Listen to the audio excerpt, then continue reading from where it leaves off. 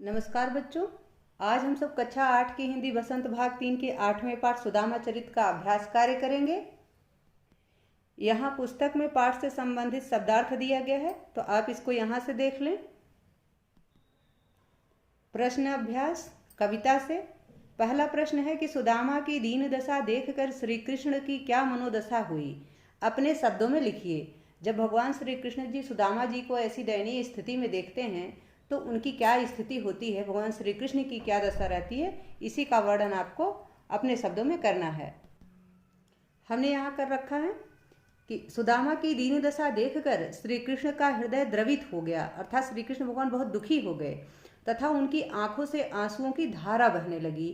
इतने ज़्यादा दुखी हुए कि उन सुदामा जी की दशा को देख करके कि उनके नेत्रों से आंसुओं की धारा बहने लगी। दूसरा प्रश्न है, पानी परात को हाथ छुयो नहीं, नैनन के जल सो पग धोए। पंक्ति में वर्णित भाव का वर्णन अपने शब्दों में कीजिए, यानी जो इसमें कहा गया है इन पंक्तियों में उसको अपने शब्दों में वर्णित कीजिए।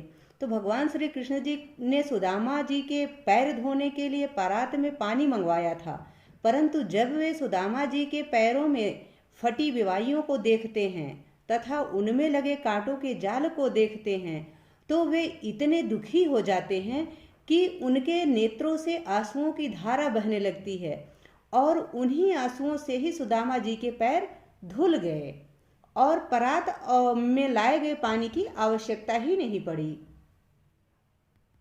परात में जो पानी मंगवाया गया था उसकी आवश्यकता ही नहीं पड़ी। भगवान श्री कृष्ण के नेत्रों से ही इतने ज़्यादा आंसुओं की धारा निकल रही थी, इतनी ज़्यादा कि उसी से ही सुदामा जी के पैर धुल गए। ठीक, अगला प्रश्न देखते हैं तीसरा। चोरी की बान में हाँ जो प्रवीणे, उपर्युक्त पंक्ति कौन किससे कह रहा है? तो यह बात उपर्युक्त पंक्ति श्री कृष्ण जी सुदामा से कह रहे हैं। यह बात जो कही जा रही है यह कृष्ण भगवान सुदामा जी से कहते हैं। आगे तीसरे प्रश्न का ख पार्ट है कि इस कथन की पृष्ठभूमि स्पष्ट कीजिए। जो कथन यहाँ दिया गया है कि चोरी की बान में हूँ जो प्रवीणे, इसका आपको पृष्ठभूमि स्पष्ट करनी है। ठीक, तो इसमें क्या है कि सुदामा जी की पत्नी ने पोटली में बांधकर थोड़ा सा चावल दिया था सुदामा जी को, जिसे सुदामा संकोचवश अपने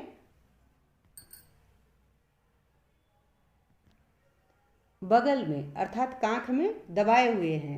श्री कृष्ण ने इसे ही चोरी की आदत बताया और कहा कि तुम इस आदत में अर्थात चोरी की आदत में आज भी प्रवीण हो, अर्थात आज भी निपुण हो। पहले भी चोरी करते थे और आज भी निपुण हो, ऐसा श्री कृष्ण भगवान नोकझोंक करते हैं सुदामा जी के साथ। तीसरे प्रश्न का ग पार्ट है कि इस उपालंभ यानी शिकायत के पीछे कौन सी पौराणिक कथा है, यानी किसके आधार पर श्री कृष्ण भगवान ऐसा उदाहरण देते हैं। यह कथा उस समय की है जब श्री कृष्ण और सुदामा बचपन में अपने गुरु के आश्रम में शिक्षा ग्रहण कर रहे थे। तब एक बार जब श्री कृष्ण व सुदामा जंगल में लकड़ियां इकट्ठा करने के लिए जा रहे थे, तब गुरु माता ने उन्हें रास्ते में खाने के लिए चने दिए थे। सुदामा श्री कृष्ण से बिना कुछ कहे चोरी से चने खा लेते हैं। यहाँ श्री कृष्ण उसी चोरी का ताना सुदामा को देते हैं, अर्थात यही शिकायत श्री कृष्ण भगवान सुदामा जी से यहाँ पे करते हैं। चौथा प्रश्न है, द्वारका से खाली हाथ लौटते समय सुदामा मार्ग में क्या क्या सोचते जा रहे थे? वह कृष्ण के व्यवहार से क्यों खींच रहे थे? सुदामा के मन की दुविधा को अपने शब्दों में प्रकट कीजिए। उत्तर है, द्वारिका से खाली हाथ लौटते समय सुदामा मार्ग में कृष्ण के द्वारा अपने प्रति किए गए व्यवहार के बारे में सोच रहे थे कि जब वे कृष्ण के समक्ष पहुँचे तो कृष्ण ने उनसे खुशी से अपना आतिथ्य सत्कार किया था ना। बड़ी खुशी से कृष्ण ने उनका आतिथ्य सत्कार किया था। क्या वह सब मात्र दिखावा था? वे कृष्ण के विदाई के समय कुछ न देने से निराश थे। उन्हें लगता था कि कृष्ण उनकी गरीबी को समाप्त करने के लिए धन और दौलत देकर विदा करेंगे, परंतु कृष्ण ने तो उनकी पत्नी के द्वारा दिए गए चावल भी ले लिए और उन्हें चोरी का उलाहना देकर खाली हाथ ही वापस भेज दिया। ऐसा सुदामा जी सोच रहे थे। जबकि श्री कृष्ण भगवान ने तो एक सच्चे मित्र की भांति बिना उनको बताए ही उनकी सारी समस्याओं का समाधान कर दिया था। ना सुदामा जी ने अपनी समस्या को बताया और ना ही श्री कृष्ण भगवान ने उनको ये कहा कि मैं तुम्हारी समस्या का समाधान कर रहा हूँ, यानी एहसान भी नहीं जताया और उनकी सारी समस्याओं का समाधान कर दिया। भगवान श्री कृष्ण ने उनको, सुदामा जी को 2 लोक दान कर दिया। 5वां प्रश्न है, अपने गांव लौटकर जब सुदामा अपनी झोपड़ी नहीं खोज पाए तब उनके मन में क्या क्या विचार आए, कविता के आधार पर स्पष्ट कीजिए। तो उत्तर है इसका, अपने गांव लौटकर जब सुदामा अपनी झोपड़ी नहीं खोज पाए तब उनके मन में यह विचार आया कि कहीं मैं रास्ता भूलकर फिर से द्वारकापुरी में तो नहीं आ गया हूँ। अब उन्हें उनकी झोपड़ी कहीं भी नजर नहीं आ रही थी, क्योंकि चारों तरफ आलीशान भवन बन गए थे। भगवान श्री कृष्ण ने अपने जैसी एक दूसरी द्वारिका नगरी सुदामा जी के लिए बसा दी थी।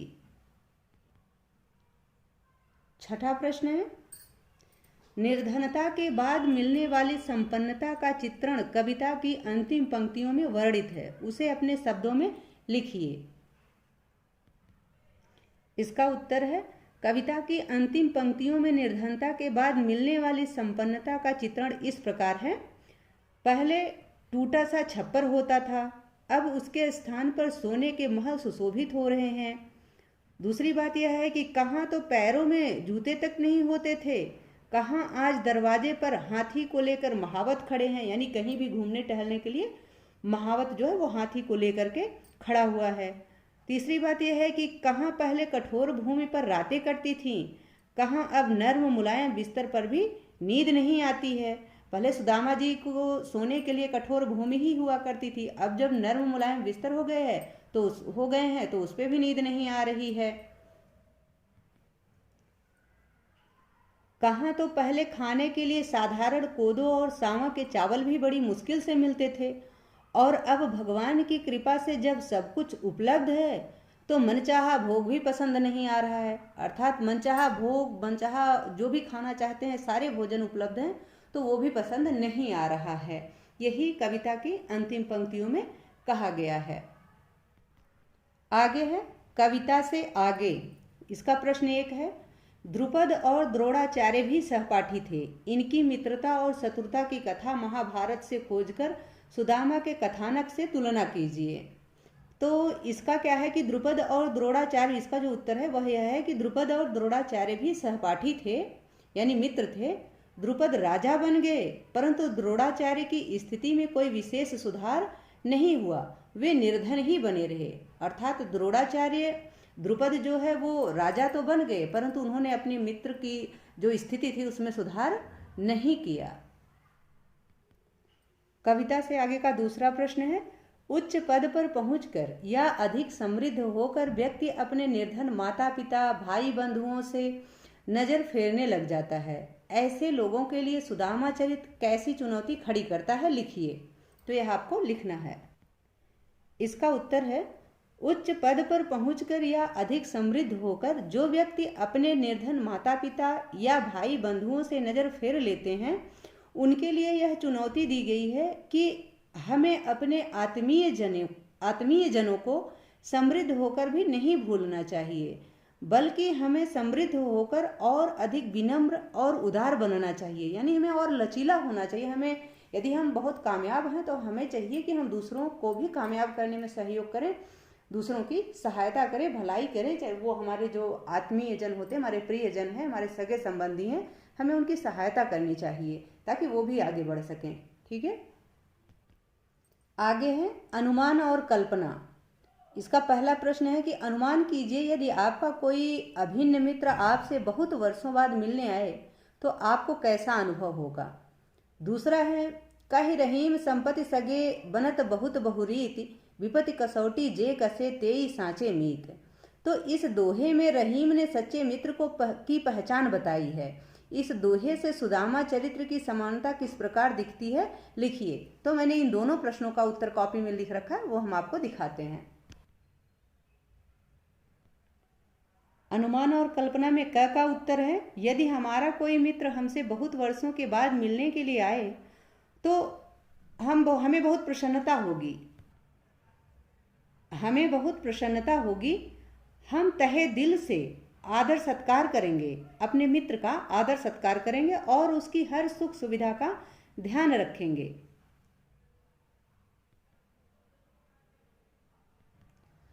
अनुमान और कल्पना के ख का उत्तर है कि एक सच्चा मित्र वही होता है जो मुसीबत में मित्र के काम आए तथा मित्र के न कहने पर भी उसकी मनोदशा को जान ले तथा उसका निवारण करने का प्रयास करे या कर दे, जैसा सक्षम हो उस तरीके से करे। सुदामा चरित्र में श्री कृष्ण भी उसी प्रकार के सच्चे मित्र हैं। जब सुदामा बहुत गरीब हो चुके थे, उस समय श्री कृष्ण जी ने उनको अपनाकर तथा उनकी गरीबी को समाप्त करके एक सच्चे मित्र का कर्तव्य पूरा किया। यानी श्री कृष्ण भगवान ने सुदामा जी को पता भी नहीं लगने दिया कि मैं आपके मन की बात को जान चुका हूँ और मैं आपकी समस्या का समाधान भी कर चुका हूँ, कुछ भी नहीं जताया, परंतु उन्होंने उनकी गरीबी को दूर कर दिया, उनकी समस्या का समाधान कर दिया था। भाषा की बात। पानी पर रात को हाथ छुयो नहीं, नैनन के जल सो पग धोए। ऊपर लिखी गई पंक्ति को ध्यान से पढ़िए। इसमें बात को बहुत अधिक बढ़ा चढ़ाकर चित्रित किया गया है। जब किसी बात को इतना बढ़ा चढ़ाकर प्रस्तुत किया जाता है तो वहां पर अतिशयोक्त अलंकार होता है। आप भी कविता में से एक अतिशयोक्त अलंकार का उदाहरण छाटिए। तो आपको भी कविता से एक अतिशयोक्त अलंकार का उदाहरण छाटना है। इसका उत्तर हमने यहाँ लिख रखा है। तो इस पाठ में एक तो यह था कि पानी परात को हाथ छुयो नहीं, नैनन के जल से पग धोयो, यह भी अतिशयोक्त अलंकार का ही उदाहरण है। और दूसरा यह है कि कै वह टूटी सी छानी हती, कह कंचन के अब धाम सुहावत। तो इस पद्य में अतिशयोक्त अलंकार है। टूटी सी झोपड़ी के स्थान पर अचानक कंचन का अर्थात सोने का महल होना अतिशयोक्त अलंकार का ही उदाहरण है। ठीक। कुछ करने को, तो पहला प्रश्न है इसमें कि इस कविता को एकांकी में बदलिए और उसका अभिनय कीजिए। आप इसको नाटक की तरह लिख लीजिए। वैसे भी नरोत्तम दास जी ने ऐसा लग रहा है कि जैसे सुदामा जी और कृष्ण भगवान की कथा का एक नाटक ही प्रस्तुत किया है, तो बहुत अच्छे से एकांकी बन जाएगी। आप इसको नाटक की तरह लिखिए और फिर उसका अभिनय कीजिए, तो विद्यार्थी इसको स्वयं करें। दूसरा प्रश्न है कविता के उचित सस्वर वाचन का अभ्यास कीजिए। यानी आप इसका गायन भी कर सकते हैं। सस्वर वाचन मतलब गायन करें, तो आप अच्छे से इसका गायन भी कर सकते हैं। बहुत अच्छा लगता है, यह पाठ बहुत अच्छा है। तीसरा है कि मित्रता संबंधी दोहों का संकलन कीजिए। तो आप लोग जो भी मित्रों से संबंधित जो भी दोहे हों जहाँ भी, उसको आप इकट्ठा कीजिए और उसको याद भी रखिए, क्योंकि बहुत अच्छे होते हैं मित्र से संबंधित दोहे। ठीक। आशा है कि आप सबको इस पाठ का अर्थ तो मैंने पिछली वीडियो में बता दिया था, अच्छे से समझ में आ गया होगा। और इस वीडियो में मैंने इसका अभ्यास कार्य करवा दिया है, तो आशा है कि आप सबको ये भी अच्छे से समझ में आ गया होगा। मिलते हैं अगले वीडियो में, तब तक के लिए देखते रहिए राष्ट्र गौरव हिंदी संस्कृत। यदि वीडियो से संबंधित या पाठ से संबंधित कोई सुझाव हो तो